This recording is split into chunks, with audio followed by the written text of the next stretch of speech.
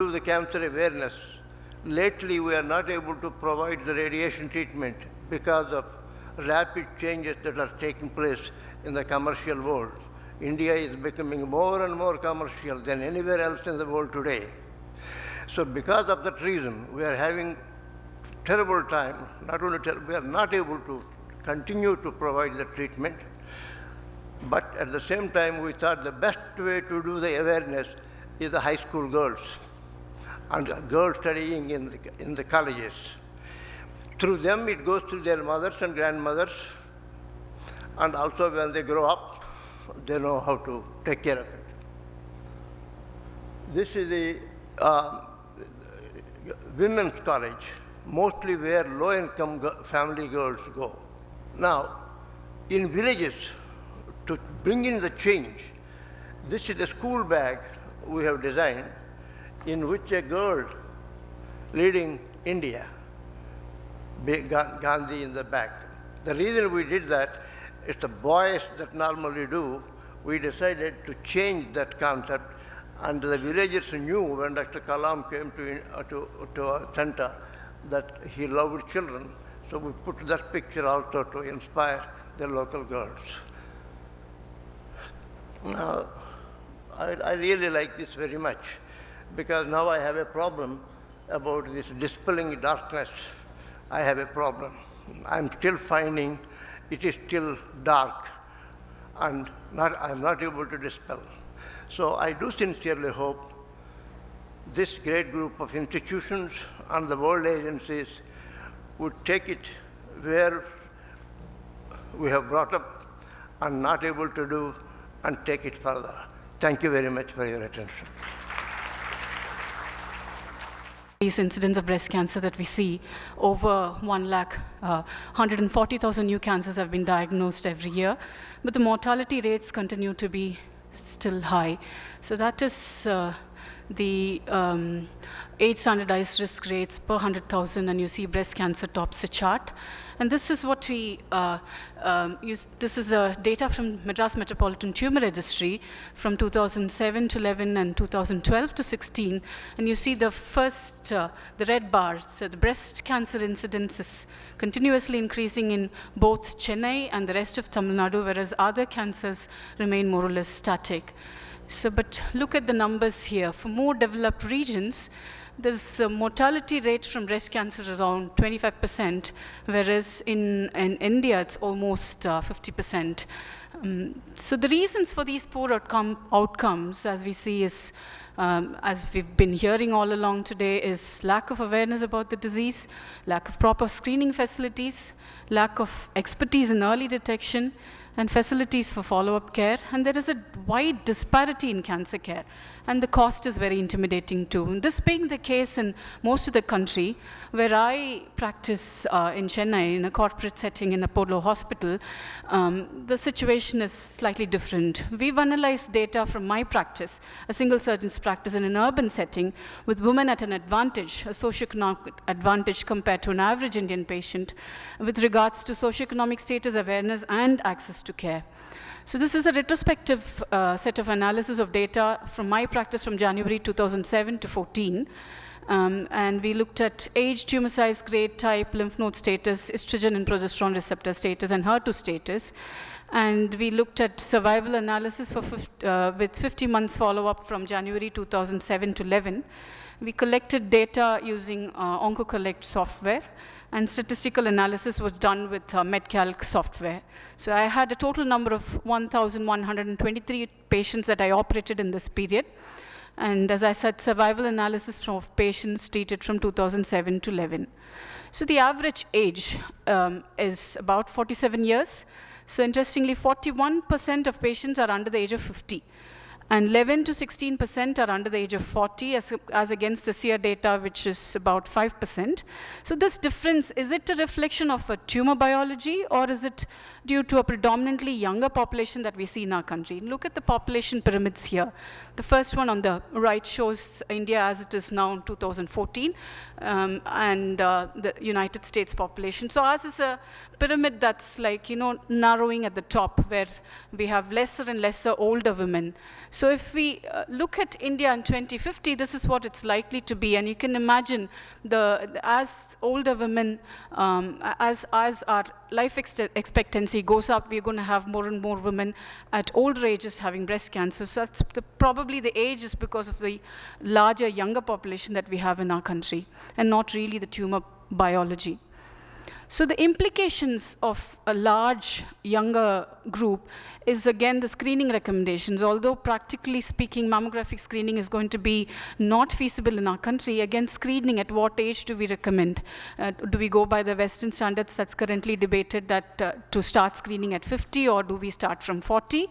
And the socioeconomic impact. No age is good to get cancer, but at 40, a woman is in her prime, and breast cancer treatment takes away about 6 to 8 months of her life away from their normal duties. So this is a major factor that we have to contend with. And again, as Dr. Sareen pointed out, a lot of details about BRCA testing and the situation in our country. So as against stage in my practice, opportunistic screening accounted for 7% of cancers in my practice. So this comes from the background that Dr. Jayashree was talking about. So we have a very strong preventive health check that's happening in our center. And we also have a predominantly early stage breast cancer. So 70% are stage 1 and 2, and about 25% are locally advanced breast cancer. This is in comparison with regional cancer centers, which actually have more than 50% locally advanced breast cancers and lesser number of stage 1 and 2 breast cancers. So the urban cohort of patients with a slight socioeconomic advantage accounts for the higher stage of stage 1 and 2 breast cancers as compared to the data that's seen elsewhere in the country. So as far as screening, what is happening in our country, or in opportunistic screening exists in urban centers, in places where they can afford to pay for screening. But as I see, population-based mammographic screening is not going to be feasible and practical, and worldwide it continues to be debated about about the benefits and risks of screening. Population-based breast clinical examination is possible. In fact, the Tata Memorial Hospital is actually running a clinical trial on clinical breast examination versus nothing. And even friends from there tell me that even that is cost-intensive and labor-intensive. So coming to some biological parameters of breast cancer, 67% of tumors are ER positive, slightly lower against the 70 to 75% seen in the West. This is probably a reflection of younger age of patients. So since most of the patients are under 50 years, so that would account for a slightly lower ER positivity rates. Now we've overcome the lab-related issues relating to fixation and staining and the immunohistochemistry protocols. Our lab is one of the robust labs, and all these pathology is done from a single lab, Apollo Specialty Lab.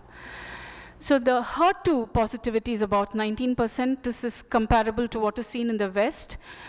But interestingly, although our cohort has a slightly advantaged socioeconomic status, only 7% were able to receive anti-HER2 treatment. With in the last 2 years, there has been a price drop in trastuzumab, and that has actually resulted in more patients taking anti-HER2 treatment. The triple negative status is comparable with that of the West, about 14 to 19% in my practice. This is again comparable to data from the West. And regarding surgical options, breast conservation is very low, despite 70% of my patients falling into the category of stage 1 and 2, where breast conservation is the order of the day. Only 20% underwent breast conservation. And the reason for this is a large reluctance from women in our community. And 2, women don't make decisions in our country. They look towards their men or other people in their family, and quite often their GPs or gynecologists or the family doctors whom they're used to often believe that mastectomy is the cure, and they often are advised and counseled by them not to have breast conservation. And there is a slight reluctance from medical professionals as well. Since the reason is re-excisions are not taken very kindly. So if there's a margin positive that comes back after a lumpectomy and you have to take them back to theatre, the re-excision rates could be as high as 25%. But if you have to take them back to theatre, they have to pay for it once again, and re-excisions are seen as surgeon's failure. So this is not actually, if there is a doubt, always advise a mastectomy. So there is a reluctance from medical professional side of you as well. And the third reason I feel is the access to radiotherapy and the cost that is involved. Now, a patient who's resident in Chennai might opt for a breast conservation because radiotherapy facilities are easily available. But if somebody is going to travel 2 hours or 3 hours from Chennai, or they have to stay in Chennai paying for their hotel and food charges as well, is going to be challenging cost-wise. So that is one of the reasons why breast conservation is still very low in our practice. Now, comparatively, larger institutions like Tata Memorial do 60 to 70% breast conservation rates, but they also have that institutional immunity that, whatever that is recommended there. So we also practice sentinel lymph node biopsy at our center. All clinical and radiological node-negative patients undergo sentinel lymph node biopsy. And about 10% of patients who undergo breast conservation procedures also have oncoplastic procedures as a part of the procedure. Reconstruction, again, is very low. The take for reconstruction is very low, particularly the implant-based ones. There is a big fear around implants. And people wouldn't hesitate to have heart valves or knee replacements or joint replacements done, but when it comes to breast, it's often a big no. So the autologous reconstructions are about 2% in my practice. Again, largely the reason is cost. The cost of surgery goes up, the length of hospital stay goes up, and trying to coordinate the plastic surgeon, the microvascular team, and our time, it's all very challenging. So we often, as we're not very proactive about recommending breast reconstruction to our women, and the take is definitely much less. Regarding chemotherapy, anthracyclines and taxanes are very widely used. Generics, the availability of generics have made chemotherapy very cost effective. About 52% in my practice received adjuvant chemotherapy. And we don't very commonly use Oncotype DX. So IHC4 criteria are actually used more commonly to decide whether early stage breast cancers need chemotherapy or not. And look at this chart here. This actually roughly represents the costs I borrowed from friends from Tata Memorial Hospital. So this actually gives us the rough cost implications between other countries and India. And if you look at it, the generic has actually made treatment very cost effective. So a 5-year course of tamoxifen would cost something like $8 as against $670 in the US. So that is applicable across the range, except for the newer targeted therapies that are available now. So about 25% received neoadjuvant chemotherapy. That would represent the percentage of locally advanced breast cancers that we see. And a small proportion of these patients underwent breast conservation. The radiotherapy facilities, we heard a lot about what happens with radiotherapy facilities from Dr. Raju. The major deciding factor for conservation is the availability of radiotherapy facilities. There are only about 0.4 per million inhabitants of radiotherapy units available, and there are about 314 centers with only about 353 radiation oncologists. It's a big paucity here. These treatments are still expensive because most of the units are still imported and indigenous machines are still not very robust. So our results, when you look at the overall survival and disease-free survival for both early breast cancer and locally advanced breast cancer, is comparable to the West. So this is, the Kaplan-Meier curves for patients treated between 2007 and 11, with a median follow-up of 50 months, with only about 11% lost to follow-up. If you look at the stage 1, 2, and 3, the follow-up is for early breast cancers as like 90% and for about 17 locally advanced breast cancer. And again, as we all know, that lymph node negative patients fared better than the lymph node positive patients. And again, interestingly, patients who underwent breast conservation surgery did better in terms of progression-free survival when compared to mastectomy. And this again is largely because of the selection bias. So the very, very early ones and the very well-motivated ones are the ones who are going to take up breast conservation. This is actually similar to the large data that was published recently in New England Journal of Medicine. So regarding clinical trials, there are no big original trials that are coming up from our country, actually, except for a couple of them from Tata Memorial recently. Most of the trials that happen here are pharma-sponsored, and that also happens in select institutions. Is drug A versus another drug B of the same company or of different generics.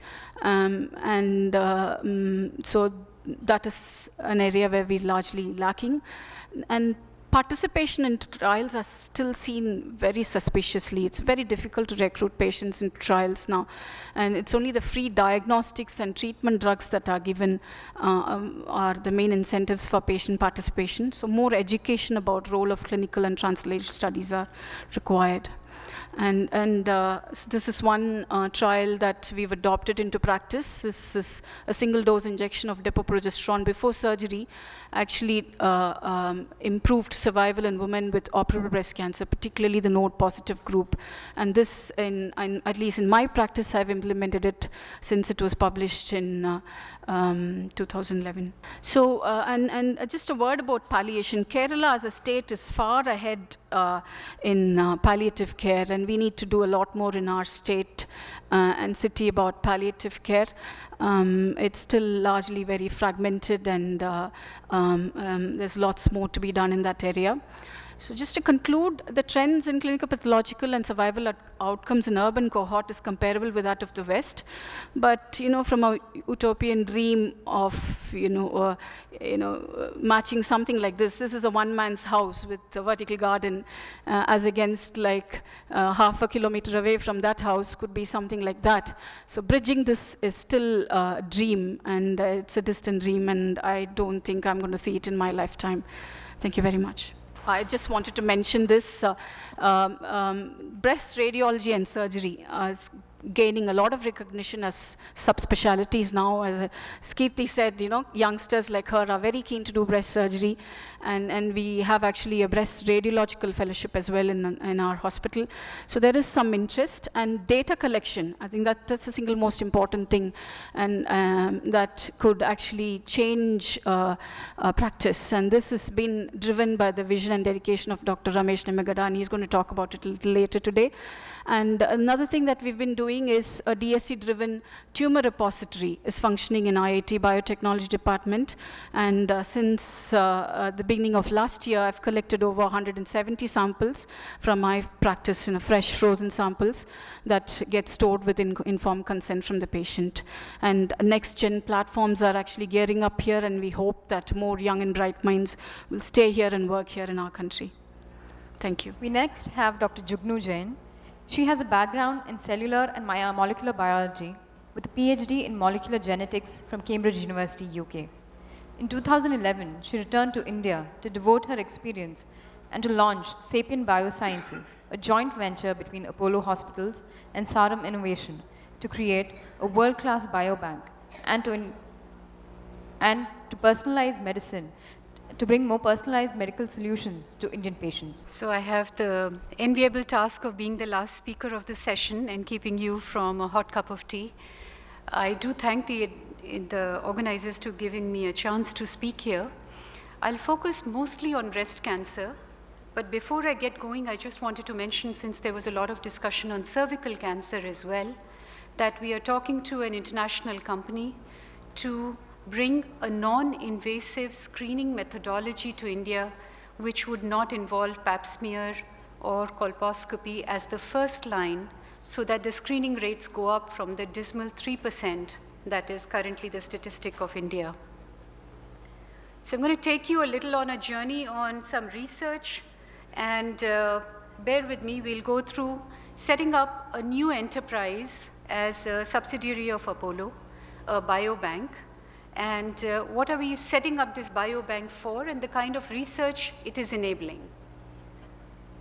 So one of the first things that we started doing as we set up a biobank is to look across the world, and in fact, NCI is a huge role model for us.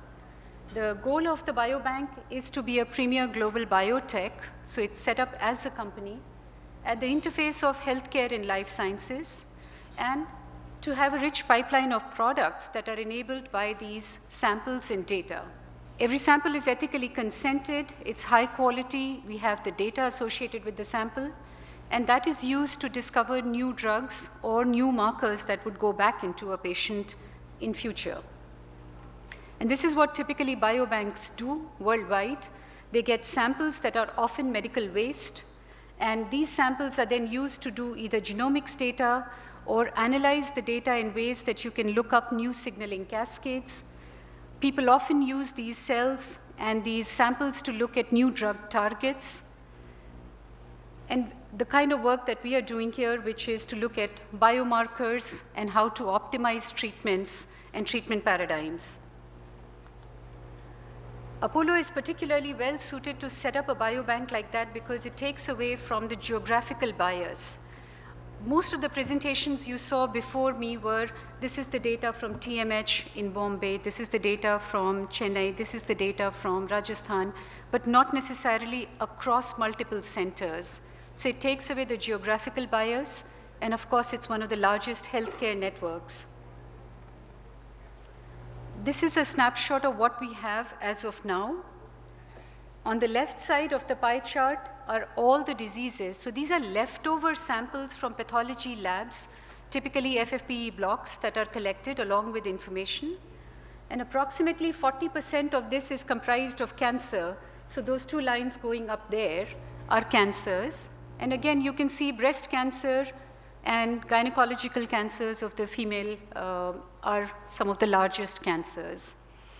But as such, the disease, we are not a disease-focused biobank, we are disease agnostic. The current inventory is about 1.5 lakh samples, or 150,000 samples, that are coming from approximately 50,000 patients. And the kind of data that we have, which is very patchy, because a lot of this is retrospective, is spanning some of those kinds of categories. And all of this comes under the ambit of ICMR, which has a guideline issued in 2006 as to how human samples should be used. So it's compliant with that. The kinds of samples we have are also extremely varied.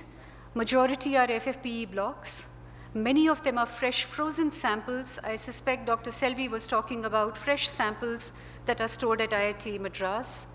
And we have a unique capability of also getting fresh samples that we culture in our labs. So we have primary tissues that we culture as cells. Of course, we have serum, plasma, urine, all kinds of other sample formats.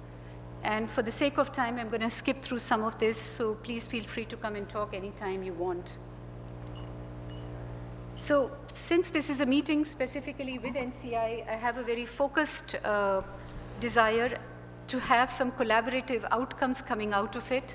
So while this is labeled very fair and square NCI, this could equally be applicable for TMH or AIIMS or any other hospital, because we have to build collaborative networks if we have to use our resources wisely. So is there a way for us to share data